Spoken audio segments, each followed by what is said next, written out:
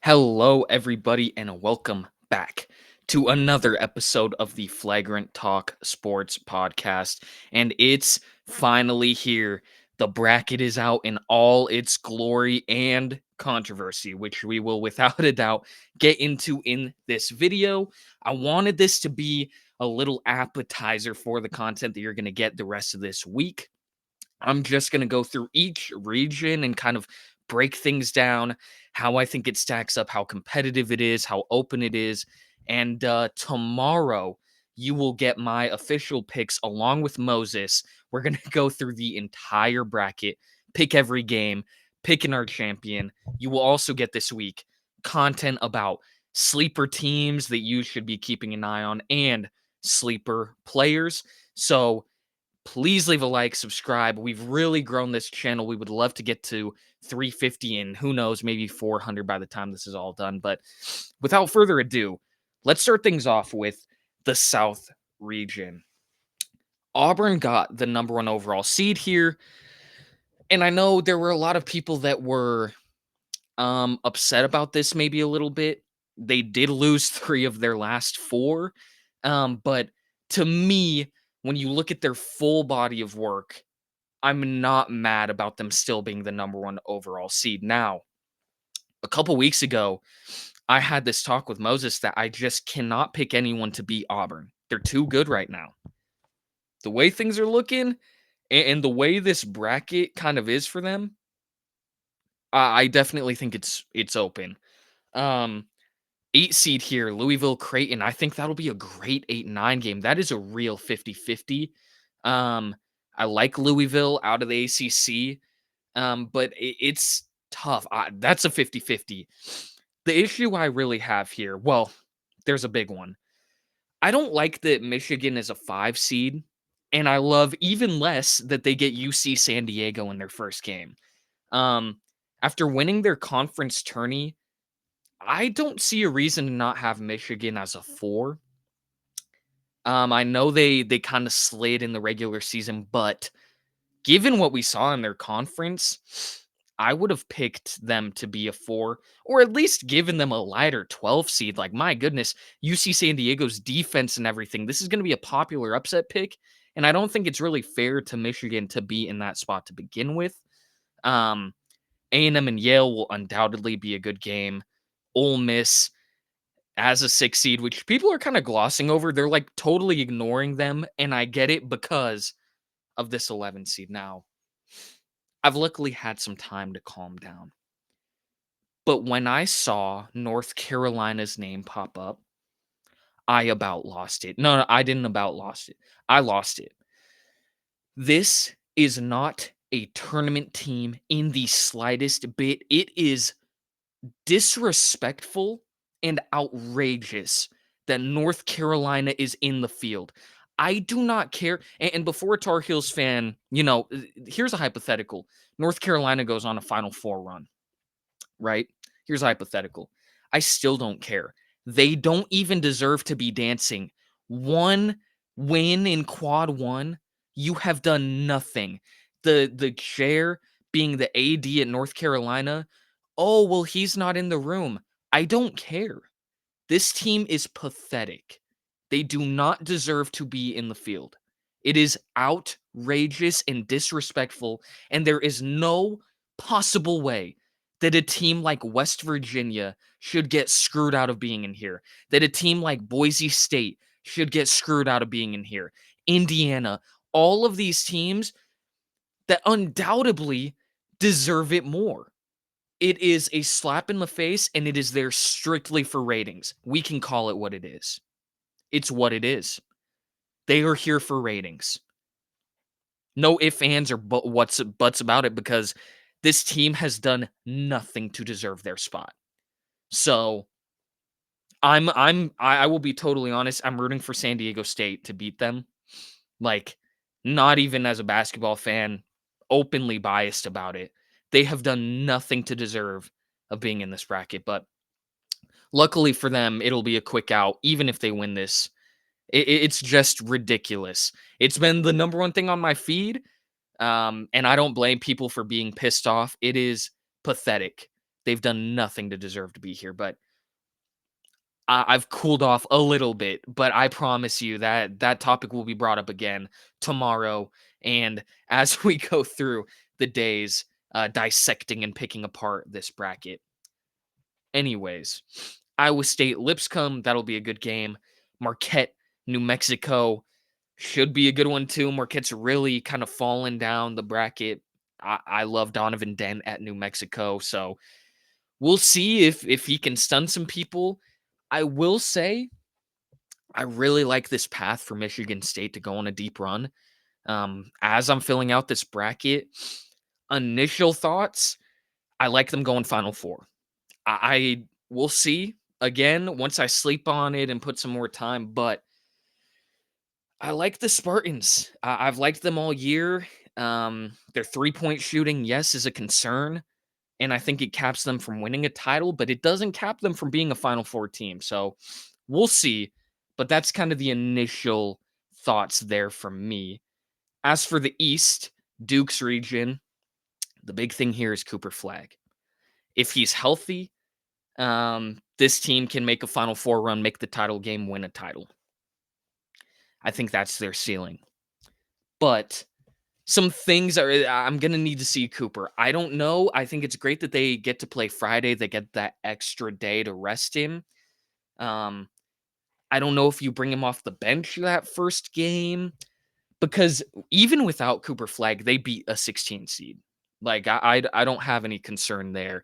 They won the ACC title without him the final two games. Even in a weak ACC, those teams are better than the 16 seed they're gonna have to face. Um, but we'll see. I really think it hinders on that, and that leaves Duke as this big question mark. I'm really curious to see what talking heads and people feel about this Duke team. Like, do you care about Cooper Flag? I guess this is a question for you guys. Like, is that a concern, or do you still feel confident that they can go on a deep run, even with a sprain? Um, Only time will tell there. Mississippi State and Baylor. Going back to Duke, I would love to see a VJ Edgecombe Cooper Flag round of 32 game. I think that would be great as a massive NBA fan.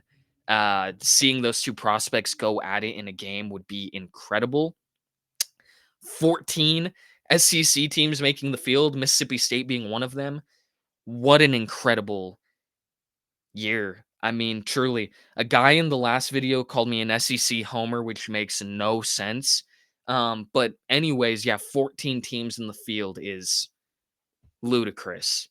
Um, this 5, 12, 4, 13 with Oregon, Liberty, Arizona, Akron is probably the hardest of the bracket for me to pick, at least in this first set of games, because my goodness, Oregon and Liberty will be an amazing game. And I think there's a real chance Akron beats Arizona. I like Arizona, right? Caleb Love, they're gonna live by him and they're gonna die by him. He's going to carry you, and you're gonna fall by the sword and you're gonna live by it. It's that sort of thing. And he's been well, and Arizona has been playing well. So I'm not saying I'm picking Akron, but would I be surprised if it's a Liberty Akron round of 32? No. That's going to be very difficult. And I feel that same way about VCU and BYU. I really like this BYU team. Even with the injuries they've been dealt, they've still remained consistent and one of the best offenses in the country. VCU, more of a grind you out defensive, gauntlet that they've got, but a great game there. Maybe my favorite of this opening round. I think that game is going to be incredible. One of those games I'm going to really be locked in on, and I'm gonna have to sleep before I make that pick because that game is real good, man. I'm excited. 3 seed Wisconsin, 14 seed Montana. As a Eastern alumni, even though I'm decked out in my Zags gear, I think Wisconsin's got that. And has a real chance of going on a run, a deep run in the tourney. St. Mary's Vanderbilt. I like that St. Mary's is still a 7. I like that they're a seed line better than Gonzaga.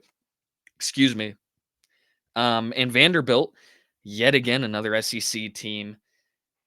going to be a great game as well. I love Saxon down low for St. Mary's. Marciulonis, one of the best, players in the WCC and can be a real problem in this year's tournament. I was talking about it with Mo before I started filming. If I were to pick any 15 seed to win, I would pick Robert Morris to beat Alabama. I'm not saying I'm going to, but 5-5 in their last 10. Grant Nelson banged up. I'm not out on Bama in terms of like they're guaranteed to lose in the first weekend, but I believe the stat is like 3 of the last 4 years have had a 15 seed win. If I were to pick one, it would be Robert Morris. That doesn't mean I'm going to, but I have made a note when that bracket came out and I saw that, I wondered a little bit. We will see. I'm sure this will stir people up, but I'm curious about how this is going to go either way. On to the next region. Let's do the West. Florida, Norfolk State. Here, I gotta just say it. If I were to fill, I always do an initial thoughts bracket where kind of going off vibes and my feelings about these teams without digging into all the nitty gritty analytics. I picked Florida to win it all. I think the Gators are a very complete team. They're a deep team. Walter Clayton is a guard. They have great size. I think they have all of the makings to go on a deep run and potentially win a title. This Florida team is amazing. They're great on both sides of the basketball. Just a note that I have made so far. The 8 and 9 matchup, and this is the real, meat and potatoes of the region. It's very difficult. And I think for me, that is what does scare me from Florida a little bit.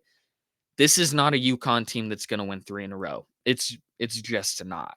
Um, their defense has looked poor, I guess to say, at least. I think this will be a very close game. I'm leaning Sooners, but we'll see. It's tough to have Dan Hurley lose his first game.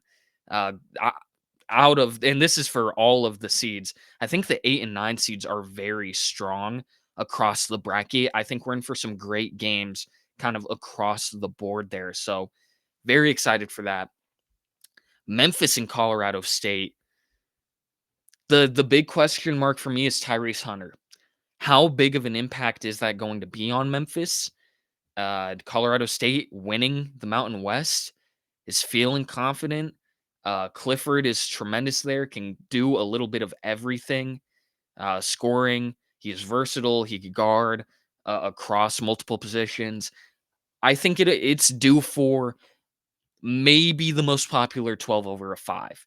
And I've said this about Memphis all year. They are boom or bust to the fullest extent.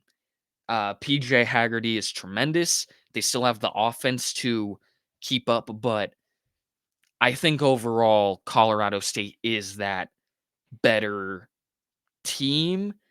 But it's gonna be tough. I think Tyrese Hunter being out makes this very tough to make a decision on. Maryland and Grand Canyon. I've said it all year. Maryland starting 5 to me, the best in the country, at minimum top 3. The bench is where it gets rocky. I think this Terps team could go Final Four. I think that's their ceiling.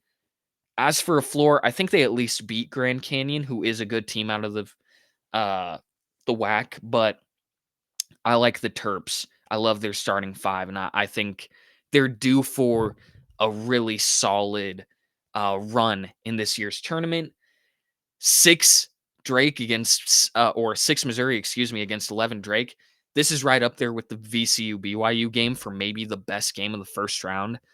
Um, this Drake team has been so impressive because while they've become this staple in the tournament, it's totally different. You have a different regime this time around. You have a different group of players, of transfers from the D2 level that are now coming out and just hooping. And Missouri battle tested out of the SEC, not going to be easy to put away, especially when that offense is clicking on all cylinders. But That's a 50-50 game. Another one that I'm gonna need a night to sleep on before I really know what way I'm going to pick there. Texas Tech and UNC Wilmington. I do really like this UNC team. And I think if they got a better draw, I would at least consider it. But Texas Tech is so complete. Again, three guys that can put up 15 plus. JT Toppin, one of the most entertaining players in the country. And then Kansas, Arkansas, St. John's Omaha. This is the coach's invitational in a lot of ways. You get Bill Self, John Calipari in Kansas, Arkansas, and then Patino sitting there as the 2 seed with St. John's, who has been one of my favorite teams in the country. I really do like this region for St. John's to make it at least to the Sweet 16, potentially Elite 8. I think Final Four is that ceiling for them. I've loved watching them play all year, and I try to not overly blind myself with how much I enjoy a team versus picking them to go on a deep run, but they've been amazing. Patino got his guys winning the Big East. Just a great team all the way around it. And they've got guys at all of the important positions that you would look for there. So we'll see about St. John's, but I think the bracket shapes up pretty nicely for them. On to the final region, the Midwest. Another one I like for Houston, similarly, to go to the Sweet 16. One of Sampson's best, most talented rosters. You could argue his most talented at Houston. It's really been that good. Um, Very happy for SIU Edwardsville to be here, but I think their time will be cut short due to how good Houston is. Gonzaga, my team against Georgia. It's going to be a hell of a game. Another they like I said, all these 8 and 9 games are great, like real 50-50 toss-ups, which is how they're meant to feel. Either way, I like Houston to handle their opponent. I'd probably lean Gonzaga, but that's going to be very close. It's going to be a real battle. I could totally see the last team that has the ball being the team to win it. And then Clemson as a 5 seed versus 12 seed McNeese. This is going to be a popular upset. I've been a big time Clemson fan all year. They are a veteran team. They are a team that can do a little bit of everything for you. And I think has the upside to shock some people and maybe knock off of Houston. They obviously have the experience of last year going on a deep run, but McNeese is no joke. Back to back years as a 12 seed. Will Wade potentially his last year there before getting an opportunity for a better school, a bigger school that he can operate at. But just as talented as last year's team, I know I've been saying they're a little weaker, but the more I see, I think I'm wrong. They're at least up to par with what they were last year. That'll be a real tough 5v12, and we know how those are. Purdue and High Point, if I were to pick any 13 seed to win, I'd probably go with High Point. I don't know. I love Braden Smith. I think he's good enough to win you a game or two in the tournament just on his own. They're not necessarily a deep team in Purdue, but they have the star power to will them over an opponent that is just weaker. So that'll be close. Texas and Xavier as a play-in as the 11 seeds. Another one where I know this is very controversial. Xavier as well, only one quad one win, similar to North Carolina. I'm not nearly as mad about them getting in, but I can see, I'd rather have West Virginia in, I guess is all I'll say. Texas, with their record, I also see people scoff at that. That's understandable. You won't really hear an argument out of me there. Even with the historic year of the SEC, you didn't crack 20 wins. Like, I can understand bubble team fans, especially, being like, hey, we we deserve that spot, but that's neither here nor there. Illinois, another team that is very volatile to me. They can either go on a deep run or be out their first game. And I don't really think I feel the same way. Like, I'd either have them go on a Sweet 16 run or lose this game. That's really what it boils down to, and it'll be close. Kentucky against Troy. This is a spot last year where they got upset to Oakland. Um, I like this Kentucky team. They've been very banged up, and that does concern me. If Lamont Butler cannot play, it really caps their ceiling. I'm not saying they can't get past Troy without him, but I would not be surprised at seeing them flop early in the tournament and not make it to the second weekend. UCLA, Utah State, another tremendous, tremendous game. I think that will be a down to the buzzer, very close one. And of course, Tennessee and Wofford. I've said this about Tennessee all year. They've just been disrespected to me among these top 1, 2, 3 seeds where I feel like they all get talked about a lot, right? Houston, Florida, Auburn, St. John's, all those teams, they get talked about a lot, but Tennessee has remained pretty quiet. They're not really discussed as a legitimate team that can make it on a Final Four run. And maybe that's just what I'm seeing online. Maybe it's different for you guys, but they're not really getting the love they deserve. I think this is a serious Vols team.